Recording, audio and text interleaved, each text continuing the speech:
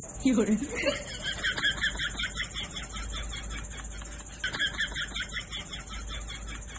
有人，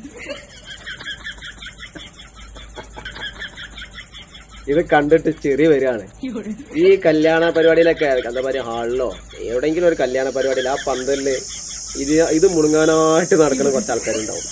ഞാനും കുറച്ചു കാലം മുണുങ്ങിനി. പക്ഷെ അത് വേറൊരു അനുഭവമാണ്.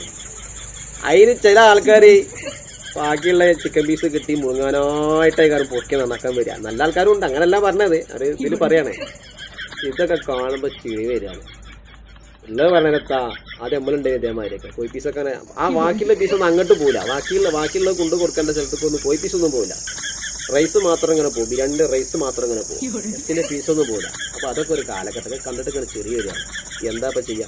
ഇതിനായിട്ട് കുറച്ച് ആൾക്കാർ അവിടെ ഇങ്ങനെ തിരിഞ്ഞായിരിക്കും ചെയ്യും. ടേബിൾ മുതൽ ബാക്കിയുള്ള എടുത്ത് കൊടുക്കാൻ ചിക്കൻ പീസ് ഉള്ളടത്തേക്ക് ആ ചിക്കൻ പീസ് ഉള്ള ടേബിൾ മുതൽ പോകാൻ ഭയങ്കര തിരക്കേ കാരണം.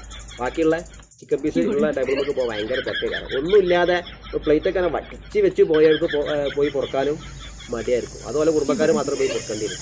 അതൊക്കെ ഒരു കാലഘട്ടമാണ്, മറക്കൂല. ചില ആൾക്കാർ അങ്ങനൊന്നുമില്ല, അതൊക്കെ ഇതിലിങ്ങനെ. പക്ഷെ ഇതിനായിട്ട് നടക്കുന്ന ചെക്കന്മാരൊക്കെ ഉണ്ട്.